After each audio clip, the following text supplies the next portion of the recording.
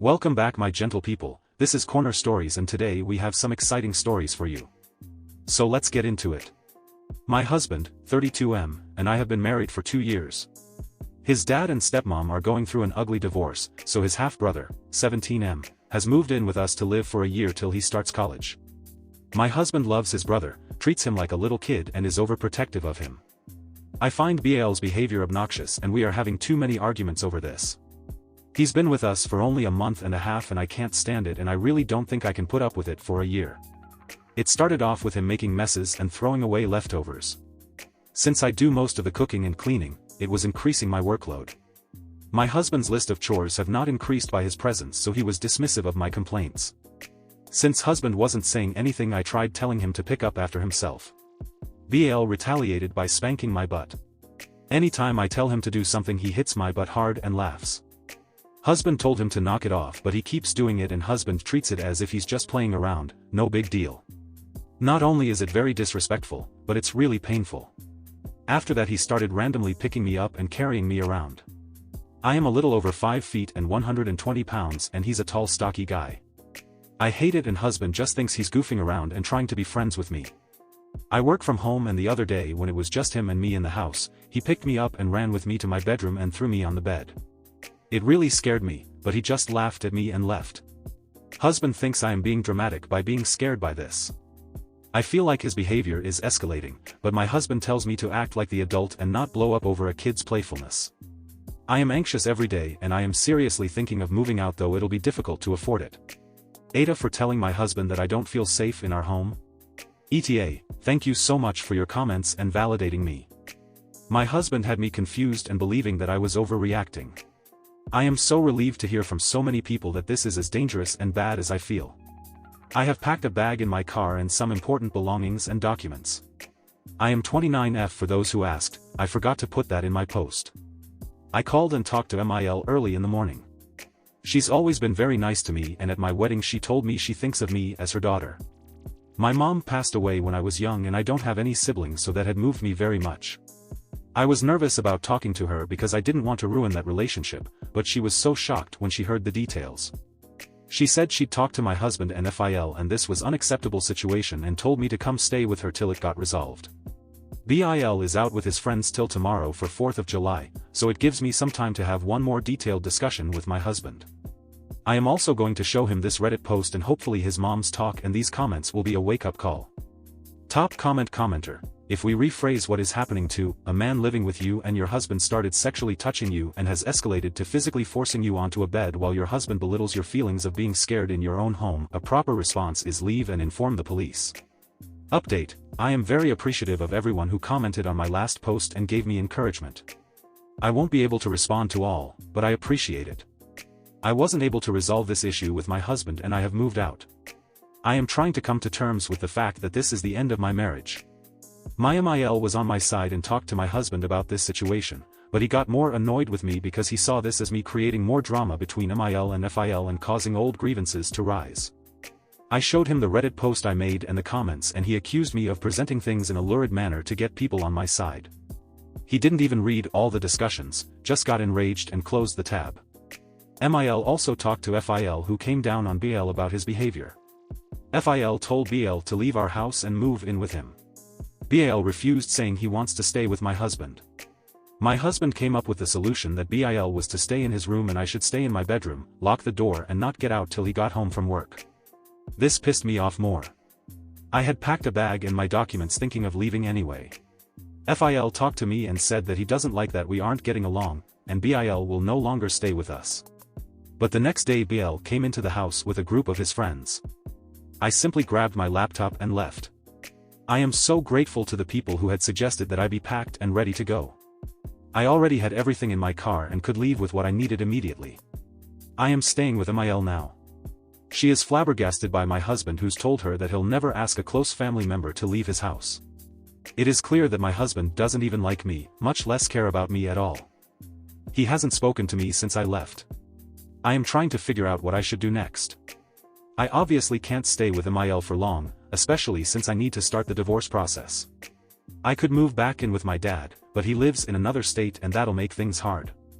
I don't have any savings and I am short on money. The majority of my paycheck goes into half of the mortgage and utilities on our house. We have a combined joint account. I have been foolishly spending a lot on decorating the house instead of saving up, and I suppose all that is gone now. I need to figure out my money situation so I can support myself. Relevant comments deleted. Commenter, thanks for the update. I'm glad you didn't let this situation go on any longer, and that you had the courage to get out of the marriage when you realized you had a husband problem. You're young and you have a new and better beginning ahead of you. I like your parents-in-law. How did they raise such crappy sons? MIL has been amazing, but she didn't raise BL. That's FIL's son from his second marriage. And FIL, well, I think it's good that he told BL to leave, but he was dismissive of the issue itself, acting like it was a bit of a spat between us. Commenter, thank you for this update. I am very pleased to hear that you are out and safe. I'm dreadfully sorry that your husband has proved himself to be so uncaring and, well, just a complete jerk. My advice, now, is to continue to have heart-to-hearts with your MIL. She has some good life experience and may be able to help you in ways you don't realize. You might also offer to pay her some rent or for expenses, food, etc. The most important thing is to start the divorce process immediately and force the sale of the house, or force your STBX to refinance and buy you out of the mortgage. You don't have children, and the house seems to be your main large debt, so getting rid of it is essential. Also, stop paying any utility bills that aren't in your name immediately. Send your STBX a list so he knows to pay directly. Any utilities in your name should be put in his name immediately, so when you find a place of your own, you can get new accounts for your new place. If STBX gives you any guff about it, simply tell him they need to be switched or you will turn them off, and he can start from scratch. His choice. But, the point is that if you aren't living there, you shouldn't be paying for utilities, you need to start saving immediately. Also, and this one is super important, change every single password for every account before you do anything else. Every single one. You're going to be okay, OP. Just don't get stuck or stalled waiting for your STBX to stop pouting and get real. Start the process immediately and keep moving forward. Let your lawyer deal with the STBX. Best of luck to you. OP, yes, thank you, I need a checklist of things to do. I have been sitting in a depressed funk for the past few days feeling lost. But I can do all this for now. Commenter, just adding on, I'd probably freeze my credit report until your finances are successfully separated, just in case. You should also consider filing a police report against STBXBL. He assaulted you multiple times. Even if it never goes anywhere, sadly likely, at least you'll have a record of it. New update, 3.5 months later, a few of you have been messaging me asking for updates, and for those who still care to know, the update is that my husband and I are getting divorced. We have been separated since I left home at that time. The house has been sold and I got the equity out of it. I got some kitchen appliances and some decor back, but for the most part lost the money I spent on furnishings, but that's okay, it could have been worse. After my last post, I had separated my money out, hired a lawyer and handled utilities so I wouldn't be paying anything. My ex was shocked by my actions. He was waiting to call my bluff and couldn't believe I'd go so far so quickly. He didn't take my leaving seriously because I was staying at his mom's house. We had more arguments and I started realizing that he never would really hear me. He was always so focused on being right and having his way that he could twist reality to fit his needs. Looking back, it was always like that in our relationship, but I was in love and a pushover. We went into marital counseling. I agreed to go because mostly I wanted an acknowledgement from him that what went on was messed up, and also because my MIL really pushed me to try to make it work with him. It was all a shit show because he denied a lot of egregious things and presented the issues as minor things that I was twisting up. He stuck to his viewpoint that BIL was simply goofing around, and I got offended because I haven't had siblings and don't know how they mess around with each other. After a few weeks of counseling, my ex agreed to have BL move out, but he was acting as if he made this huge sacrifice for me and I didn't believe it. I had already checked out of this relationship and knew I couldn't trust him anymore. MIL was very disappointed that I still wanted a divorce after her son compromised. I had moved out of MIL's house after a month of staying with her. I stopped contributing to the mortgage payments and got my own apartment. It was a risky thing to do, but I decided I'd take that hit to my credit history for my independence. I bet that it'd matter more to him, and that forced his hand into selling the house. It was sold as soon as it got on the market, so that was a huge relief. All my decorating paid off in that way at least. I've stayed in touch with my MIL and heard from her that X moved into a small apartment and BIL had moved back with FIL. I also heard from some mutual friends that he's been telling everyone that the divorce is happening because I was jealous and controlling and tried to separate him from his family, and I was a nagging harpy to his baby brother. He already has a new girlfriend who's more family-oriented. I am waiting for the final divorce decree to be signed and I hope there are no problems or delays there. I know a lot of you wanted me to make a police report about BIL, but I didn't feel safe doing that. I don't have a support system that I can rely on if things go wrong, and I want to walk away from this with minimum harm. A lot of people have chided me for not hitting back, but at no point did I think I could do that and get away without taking a beating. I suppose I am not a very brave person, but I think I am looking at my chances realistically and doing what I can to keep myself reasonably safe. Top comments: a lot of people have chided me for not hitting back, but at no point did I think I could do that and get away without taking a beating. I suppose I am not a very brave person, but I think I am looking at my chances realistically and doing what I can to keep myself reasonably safe. Nah, you did good. I've been in situations like that myself where fighting back would have been twice as bad for me. You did good getting out. Good luck. Concerned Forumans, you are a very brave person. Read your post as if someone else wrote it. You'll recognize how strong you are, and with that we will move on to the next story, but before that be sure to drop a like or a comment. Story 2. I had an argument with my fiance this morning. We've been dating for 2 years, engaged since September, and for the most part, everything has been going well. We've been planning a quiet backyard ceremony so that we can save up for a house instead. We've been communicative and managed to get through fights in the past, but this takes the cake that he's been evasive for the past 2 weeks about the wedding or any future plans we've made, and I basically had to corner him this morning before leaving for work to ask him what's going on. Turns out, while he was dog-sitting for his uncle early in February, they had a chat that stuck with him. When they were talking about life and how things have been, his uncle admitted he resented his ex-wife for baby-trapping him, and now he's divorced while his ex-wife is dating again, and my fiance's cousin is an entitled asshat who terrorized him when they were both teenagers. Turns out it's been sitting in his mind. He says that he thinks I'm about to spring a pregnancy announcement on him and trap him in the marriage. This is despite the fact that he knows that I don't want kids. I basically raised my siblings and lost out on my childhood. I told him about not wanting kids when we first started dating. We were both on the same page, and I've asked him about getting a vasectomy in the past, which is why it's surprising that he thinks that I'm trying to baby trap him. Thing is, the first chance I got, which still took a long time, I got my tubes tied. I literally can't get pregnant. I reminded him of this fact, and that made him go really quiet. He didn't even apologize or say anything, so I told him that if he's going to be like this over a made-up issue in his head, I don't know how much I trust him in a real crisis. Now I'm wondering if I was too harsh and what steps we can take to move forward. Or if I'm the right amount of angry and I should just end it. I have no idea what to do right now. Update.